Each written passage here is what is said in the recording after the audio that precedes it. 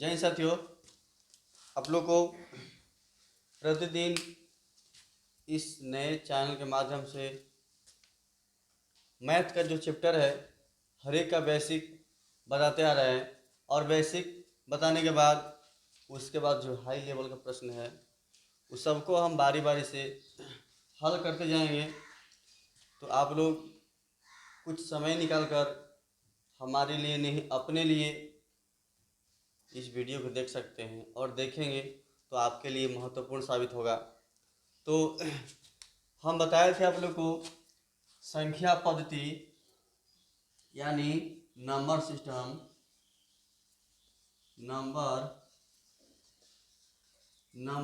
में आपका भाग 2 तक बता दिए थे। आज भाग 3 करके हम बताएंगे जो आप लोग को नंबर सिस्टम का भाग 3 सर्च करिएगा तो आपको यूट्यूब पे आ जाएगा। और जो भाग 1 और भाग 2 नहीं देखे हैं वो प्लेलिस्ट में जाकर देख लें ताकि ये भाग 3 आपको समझ में आए।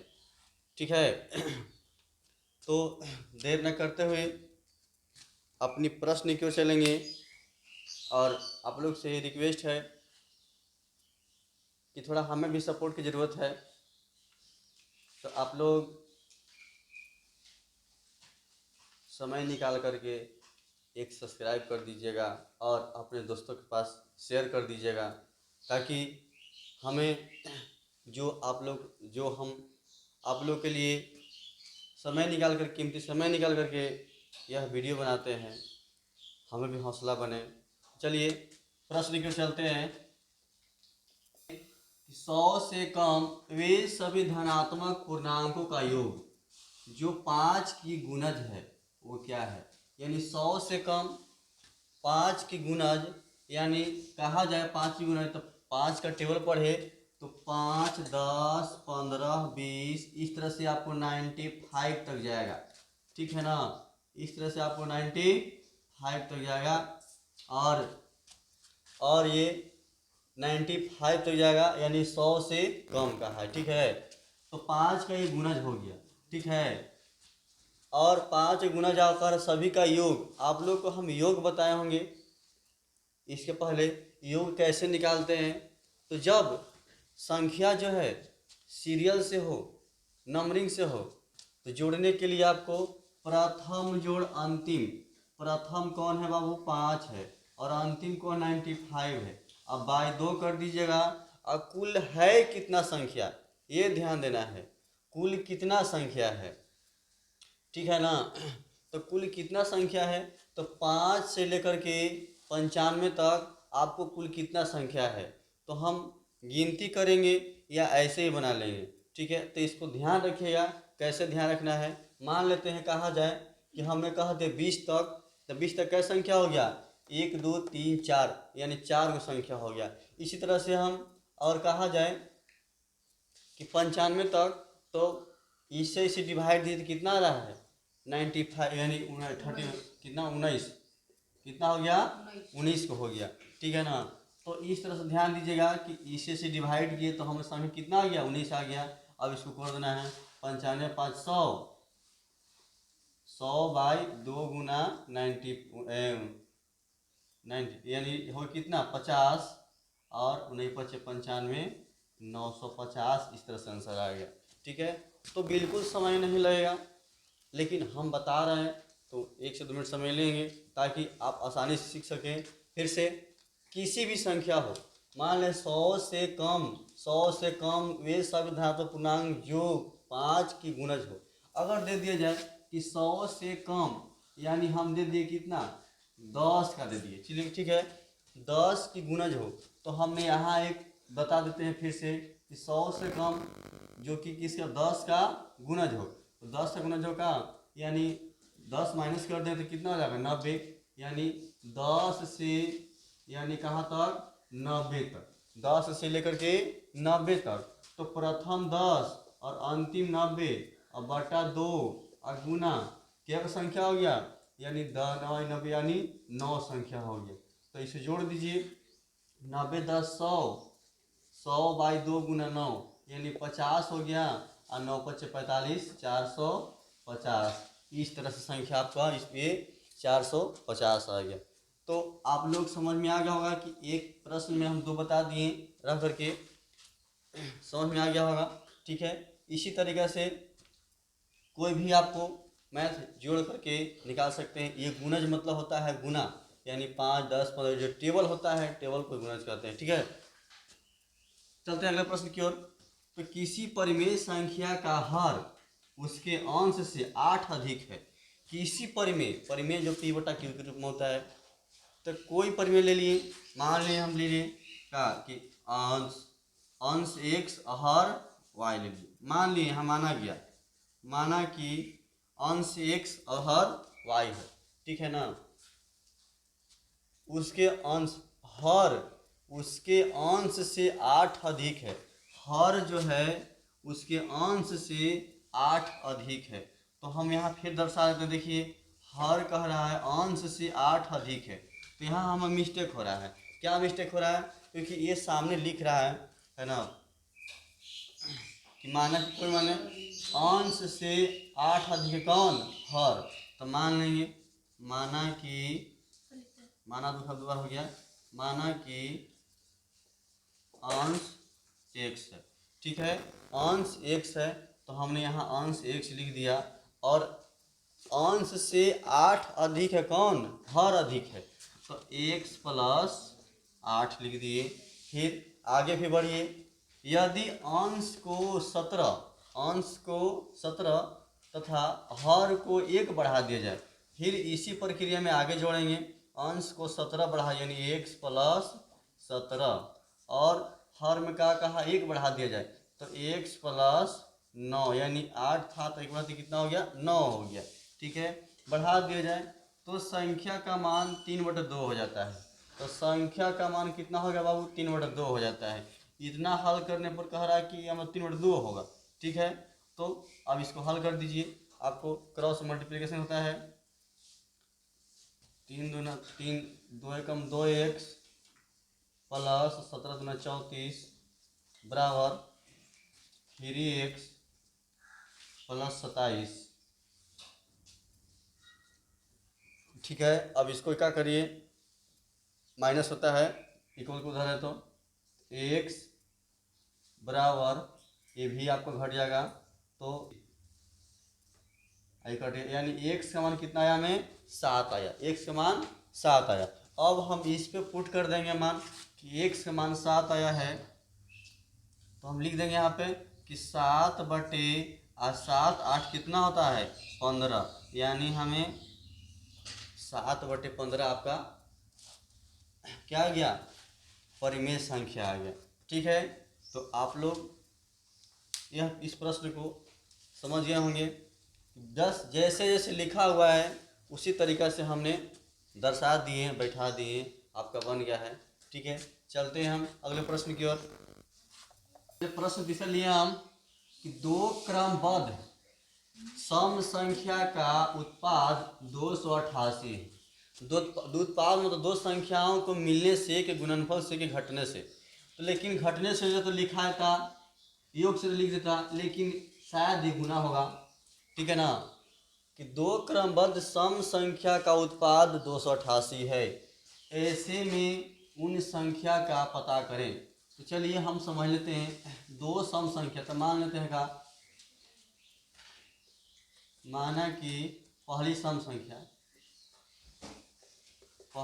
संख्या आपका x है, और दूसरा कहा जाए तो दूसरी हो जाएगा जी x + 2। अगर x + 1 लिखते हैं तो हमें x सम संख्या है, और 1 करें तो 3 हो जाएगा, या किसी भी करेंगे तो क्या हो जाएगा? विषम संख्या प्राप्त होगा। लेकिन यहाँ पर क्या लिखना है? हमेशा 2 लिखना है। ठीक है ना, अब कहा जाएगा कि उत्पाद यानी दोनों का गुणनफल इतना है प्रश्न से, यानी x × x + 2 बराबर 288। ठीक है, इसको हल कर लीजिए, x² + 2x बराबर 288। ये गुणनखंड रूप में आ गया। ठीक है ना, ये गुणनखंड रूप में आ गया। इसको तोड़ लीजिए, गुणनखंड कर लीजिए, तो इसको इधर ला दीजिए कि x square plus 2x minus minus की बराबर किधर आएगा तो माइनस में जाएगा 288 बराबर 0। चलिए यहाँ हम हल कर लेते हैं। इसको गुणनखंड में तोड़ दीजिए तो गुणनखंड निकालने पर 18 गुना 16 14 गुना यानी 16 गुना 18 आता है जी, और अंतर 2 होता है, ठीक है ना। तो हम कॉमन ले लेते हैं, कॉमन लेते हैं x इंटू और x प्लस 18, या जब कॉमन आपको टूट जाए तो वहीं पर आंसर हो जाता है ना, दूर नहीं जाना है। फिर आपको 16 ले लिए और x प्लस एक माइनस में जाएगा एक प्लस में जाएगा तो 18 माइनस में, ठीक है ना, क्योंकि इसको हम कॉमन किए तो इतना आ गया और इसको कॉमन किए तो हमें इतना आ गया, ठीक है ना। अब इसको हम अलग कर देते हैं कि x प्लस 18 यानी इसमें से एक लेना है हमको तो माइनस तो पढ़ लेना होगा, -18 और x प्लस 16। हमें जब भी हमें इस तरह से प्रश्न आए तो इतना नहीं हल करिएगा, बस आपको यहीं पे जब मिल गया कि जितना जल्दी से जल्दी इसको हम 2 भागों में विभाजित करें ताकि घटाने पर कितना आया 2 आएगा। अगर 16 और 18 का हम संख्या लिए, घटाने पर कितना आएगा 2 और गुना करने पर कितना आएगा 288, हमें यही आंसर प्राप्त हो जाता है।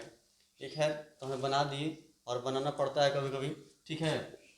यानी x बराबर कितना आ गया, कोई संख्या ले लीजिए, मान लेते हैं x और क्या ले लिए हम 16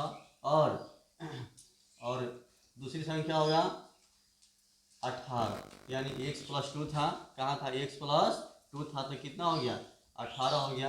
ये दोनों का गुणनफल आ जाएगा आपका 288, ठीक है। अगले प्रश्न चलते हैं।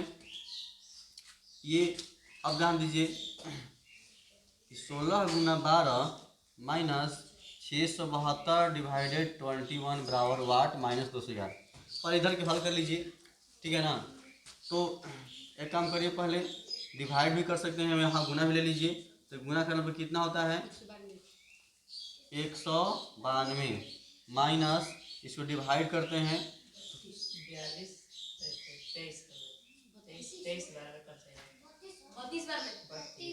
अच्छा 32 बराबर वाट माइनस 211। इसको हम पहले घटा लेते हैं, घटा लेंगे तो आ जाएगा आपको 12 2 का 2 0 हो गया और 9 में से 3 तो 6 यानी 160 बराबर वाट माइनस 211, ठीक है। तो अब लिखेंगे का इसको इन्हें भेजेंगे इन्हें भेजेंगे, सी माइनस में है तेना तो प्लस में हो जाएगा, तो वाट बराबर हो जाएगा आपका 160 प्लस 200, देखिए तो क्या बोल रहे हैं 211, हाँ जो 1 6 1 7 और 2 1 3 यानी 371 आपका आंसर प्राप्त होगा, ठीक है। तो इसी तरह से ये प्रश्न आपको हरियाणा एसएससी पूछा गया था और याद नहीं रहता है, लेकिन जो प्रश्न बार बार पूछा जाता है उसी को रिपीट करते हैं, ठीक है। चलिए हम अगले प्रश्न की चलते हैं। 5वां प्रश्न चलते हैं। किसी भिन्न के अंश को 12% बढ़ा लिया जाए एवं हर को 2% घटा लिया जाए तो भिन्न का मान 6/7 रहता है, तो मूल्य में बताएं। तो मान लेंगे का माना कि भिन्न में x और y मान लिए, ठीक है ना। इसको अब बढ़ा दीजिए, कितना 12% बढ़ा दीजिए, तो हम x प्लस x का 12% बराबर हो जाएगा आपका, इसको हल कर दीजिए x प्लस 12x/100, तो 3 चौके 12 25 चौके 100 आपका हो जाए कितना 25 से कम 25 और 25 3 28 x/25, ठीक है। यानी x का इतना आ गया। उसी तरीक़ा से y का ले लेते हैं। y क्या कहा घटा दिए, इसको घटाना है, तो y माइनस y का 2% बराबर y माइनस 2x बटे 100, 2 50 काट दीजिए, 50y माइनस x यानी कितना हो जाएगा। अच्छा ये x कहाँ से आ गया जी, वही ना होगा। 50y माइनस एक वाई कितना हो गया, 49y बटे 50। ये दोनों भी मिल गया हमें। अब इसको हल कर देना है। चलिए यहाँ पे हल कर देते हैं। 49y पहले ऊपर लेते, ऊपर वाला ना कितना है, 28x बटे 25 डिवाइडेड 49y बटे 50। चलिए मीन बटा ये है, तो अंदर को अंदर से गुना, बाहरी को बाहर से गुना कर दीजिए। ठीक है, अंदर को अंदर से गुना, बाहरी को बाहर से गुना, बराबर 28x गुना 50 बटे कितना है, 25 गुना 49y। ठीक है, इसको हल कर दीजिए जी। अच्छा बराबर भी दिया है, बराबर कितना है, 6/7। ठीक है ना, 6/7 दिया है। इसको पहले हटा लेते हैं, नीचे वाला प्रश्न को फिर लिख देंगे हम।